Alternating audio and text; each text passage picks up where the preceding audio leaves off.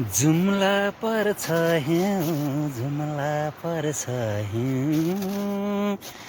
नेपालको अग्लो ठाउँ सल्यान मेरो गाउँ सल्यान मेरो गाउँ लुमा जुम्ला संसारको सबभन्दा अग्लो धान पर्ने ठाउँ भनेर जुम्ला फल्छ दाना जुम्ला फल्छ दाना छुमजुलामा फल्छ धाना